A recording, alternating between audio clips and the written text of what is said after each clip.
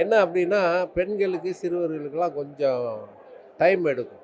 இப்போ ரொம்ப நாளைக்கு அப்புறம் ஒரு தலை ராகம்லாம் 1 வாரம் ஒண்ணுமே இல்ல. அப்புறம் ஓடுச்சு. அது மாரி கொஞ்சம் லேட்டா திங்க் பண்ணுவாங்க. சமீப காலத்தில இப்படி ஒரு டிஃபரெண்ட்டான கதை வரல.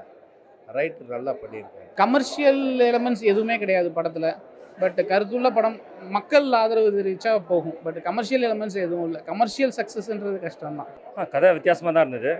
கொஞ்சம் புரிஞ்சுக்கிறதுக்கு கொஞ்சம் எஃபர்ட்டும் போடணும். அதாவது பார்க்குறவங்க சும்மா ஏதோ பார்த்துட்டு போனோன்னு இல்லாமல் யோசிச்சுட்டே பார்த்தா தான் கொஞ்சம் ஒரு மாதிரி கதை புரியும். இன்னொரு ஆடியன்ஸும் நம்ம அப்படி சொல்ல முடியாது. பல பேர் இந்த மாதிரி படம் பார்க்குறது சும்மா ஏதோ தியேட்டரில் தூங்கிட்டு போனோமான்னு இல்லாமல் வந்து ஒரு மாதிரி ஒரு ஆர்வத்தோட உற்சாகத்தோடு பார்க்குறவங்களுக்கு டெஃபினட்டாக ஒரு சிந்திக்கக்கூடிய ஒரு படமாக இருக்கும். படம் நல்லா இருந்தது. ஆக்சுவலாக வந்து இது ஒரு நியூ எக்ஸ்பிரிமெண்ட் மாதிரி தான்.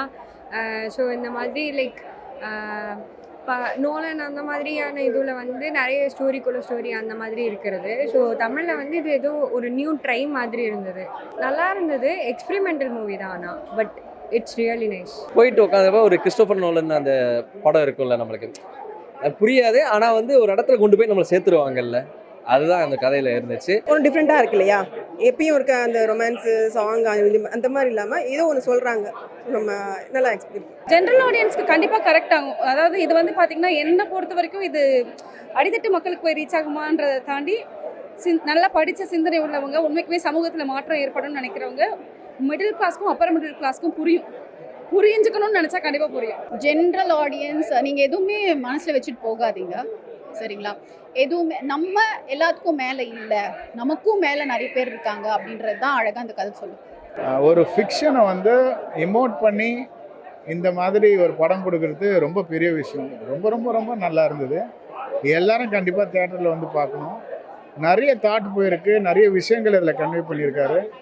Fantastic movie. தயவுசெய்து எல்லாம் வந்து தியேட்டரில் பாருங்கள். சமூக நீதி, ஆல் ஆர் ஈக்குவல் அந்த மாதிரியான ஒரு கான்செப்ட் தான். ஆனால் வித்தியாசமான முறையில் ஒரு ஃபேண்டஸியில் சொல்லியிருக்காங்க. சூப்பர். ஜென்ரல் ஆடியன்ஸ் கனெக்ட் ஆகிறதுக்கு ரொம்ப ரேர் தான் ஜி. அதாவது அவங்களுக்கு புரிஞ்சு உட்கார ஃபஸ்ட்டு அந்த ஒரு 5 நிமிஷம் ஒரு 20 மினிட்ஸ் உட்காந்து வச்சா தான் அவங்க படமே நமக்கு அது உட்கார வைக்கிறது கொஞ்சம் சிரமப்பட்டிருக்காங்க. பட் ஒரு டைமுக்குள்ள 20 மினிட்ஸ்க்கு அப்புறம் வந்து கதை ஓரளவுக்கு நல்லா ஃப்ளோவில் போயிடுது நம்மளுக்கு. இல்லை, அவங்க சொல்லியிருக்கிறது கண்டென்ட்டாகவே ரொம்ப நல்லா இருந்தது, புதுசாக இருந்தது, ரொம்ப ரொம்ப அழகாக இருந்தது, ஃபீல் குட் மூவியாக இருந்தது, கம்ப்ளீட்டான ஒரு படமாக இருந்தது. இந்த சொசைட்டியில் நமக்கு நம்ம உருவாக்குற கேரக்டருக்கும் உண்மையாக இருக்குன்னு சொல்லி காமிச்சிருக்காரு. ஸோ அது எல்லாமே ஒரு உயிர் இருக்குது. அதை கண்டிப்பாக நம்ம வந்து அக்செப்ட் பண்ணி தான் ஆகணும். தெளிவாக காமிச்சிருக்காரு. மியூசிக், டைரக்ஷன், டிஓபி, இந்த லொக்கேஷன் சாய்ஸ் எல்லாமே நல்லா இருக்குது. ஒவ்வொரு ஷாட்டுமே வந்து அவ்வளோ அழகாக இருக்குது. கனெக்ட் பண்ணோம். ஆக்சுவலாக வந்து இதில் இருக்க ஸ்டோரிஸ் எல்லாமே வந்து இன்டர்கட்ஸில் லைக் அந்த ஒரு இன்டர்கட் ஸ்டோரிஸ் மாதிரி வரும். ஸோ அந்த ஸ்டோரிஸ் எல்லாமே வந்து ஜென்ரல் ஆடியன்ஸை கனெக்ட் பண்ணுற மாதிரி தான் இருக்குது. ஸோ கண்டிப்பாக கனெக்ட் பண்ணுறோம். எல்லாமே ஒவ்வொரு மாதிரி இருக்குது, டிஃப்ரெண்ட்டாக இருக்குது. ஸோ எல்லாமே பிடிச்சிருக்கு. எல்லாரும் ஒரே மாதிரி பார்க்காம கொஞ்சம் டிஃப்ரெண்ட்டாக பார்க்கணும்னு நினைக்கிறவங்களுக்கு கண்டிப்பாக இருக்கும். இன்றைக்கி சமூகத்துக்கு தேவையான ஒரு படம், ஒரு நல்ல கருத்துள்ள ஒரு படம். ஆனால் கருத்து சொல்கிற மாதிரி ப்ரீச்சியாலாம் இல்லை. நல்லா எடுத்திருக்காங்க, நல்லா எழுதியிருக்காங்க. பெர்ஃபார்மன்ஸும் எல்லாருமே சூப்பராக இருக்குது. ஒரு எழுத்தாளரோ அல்லது கிரியேட்டர், எந்த விதமான கிரியேட்டிவ் சைடில் இருக்கிறவங்களும் சரி, அவங்க என்ன வேணாலும் பேசலாம், சொல்லலாம், எழுதலாம். ஆனால் அது அவங்க எவ்வளோ பொறுப்போடு செய்கிறாங்க, தனி மனிதனாக அவங்க எவ்வளோ பொறுப்போடு இருக்கணும், அல்லது வந்து சமூகத்தில் அவங்களுக்கு இருக்கிற பொறுப்பு என்ன, அந்த பொறுப்புணர்வோடு செயல்படணும் அப்படிங்கிறத சொல்லியிருக்காங்க. அந்த வகையில் சமூகத்துக்கு இன்றைக்கி தேவையான ஒரு படம். ஏன்னா வர படைப்புகள் எல்லாமே எழுத்தாக இருக்கட்டும், படங்களாக இருக்கட்டும், எல்லாமே வந்து அவங்க இஷ்டத்துக்கு எடுத்துக்கிட்டு இருக்காங்க. அவங்களுக்கு என்ன தோணுதோ கண்ணம்னான்னு எடுத்துக்கிட்டு இருக்கும்போது எல்லாருக்குமே ஒரு சமூக பொறுப்பு இருக்கணும் அப்படின்றத சொல்கிறேன். ஒரு creative like I mean artist as well. So ஒரு ஆர்டிஸ்ட்டுக்கு என்ன பிளாக் வரும்? ஒரு ஆர்டிஸ்ட் வந்து எல்லாமே நாம தான் எல்லாம் அப்படின்னு நினச்சிக்கிறோம் இல்லையா? ஸோ எஸ்பெஷலி ஒரு பவர்ஃபுல்லான ஒரு பொசிஷனில் இருக்கும்போது ஆர்டிஸ்ட் மட்டும் இல்லை, கிரியேட்டர்ஸ், இது வந்து எல்லா தரப்பையும் சம்மந்தப்படும், சரிங்களா? ஒரு பெரிய பொசிஷனில் இருக்கிறவங்க நாம தான் எல்லாம் அப்படின்னு நினைக்கிறாங்க இல்லையா? ஸோ அவங்களுக்கு ஒரு பிளாக் வந்தால் எப்படி இருக்கும், அவங்களுக்கு ஒரு நைட் மேர் வந்தால் எப்படி இருக்கும்? இந்த கதையில் எப்படின்னா, நான் சொல்ல மாட்டேன், நீங்கள் போய் பாருங்கள். அந்த ஒரு பிளாக் எப்படி வரும், அந்த நைட் மேர் எப்படி வரும், அந்த நைட் மேர்லேருந்து எப்படி வெளில வரலாம், அதுக்கு என்ன சொல்யூஷன், அவங்க தான் சொல்யூஷன்றதை அழகாக சொல்லியிருப்பாங்க. என்னென்னா ஒவ்வொரு கட்டுக்குமே வந்து அவங்க அந்த கனெக்ட் பண்ண விஷயம் வந்து நல்லா இருக்குது. ஸோ ஒவ்வொரு கட்டு மாறும்போதுமே அது வந்து தெளிவாக இருக்குது. ஸோ இங்கேருந்து இங்கே போகிறது வந்து யூகிக்க முடியல ஃபஸ்ட்டு விஷயம். இன்னொரு விஷயம் வந்து நம்ம யோசிக்க தோணுது, இது இங்கே தான் போய் முடியுமோ அப்படின்னு எதிர்பார்த்து போகிற மாதிரி ஒரு விஷயம் இருக்குது. ஆனால் அது பார்த்த போகப்போ அது டோட்டலாகவே மாறி போயிருக்கு. ஆக்சுவலாக மூவி வந்து நம்ம தமிழ் இண்டஸ்ட்ரிக்கு கொஞ்சம் நியூ கான்செப்ட் தான். ஆல்ரெடி நம்ம ஏகப்பட்ட விஷயம் வந்துட்டுருக்கு. பட் ஆக்சுவலி இங்கே ஒரு ஆட்டோ சீன் இருக்கும். அவங்க ரைட்டராக இருப்பாங்கள்ல, அவங்கக்கிட்ட ஒரு விஷயம் கேட்பாங்க. இந்த மாதிரி எப்படி ஸ்டீரியோ டைப் பண்ணுற மாதிரி ஒரு விஷயம் கேட்பாங்க.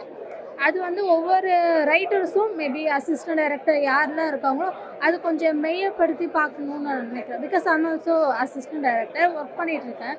பட் என்னென்னா ஒவ்வொரு கேரக்டரும் நம்ம எழுதும் போதோ இல்லை நம்ம யோசிக்கும் போதோ அதை ஸ்டீரியோ டைப் பண்ணாமல் ஏகப்பட்ட பிளேஸஸோ இல்லை சுச்சுவேஷன்ஸோ நம்ம ப்ராப்பராக டிசைன் பண்ணணுன்றது அதை சொல்கிற மாதிரி எனக்கு புரியுது. பட் ஆனால் ஆடியன்ஸ்க்கு ஜென்ரல் ஆடியன்ஸ் எப்படி எடுத்துப்பாங்கன்னு எனக்கு தெரியல.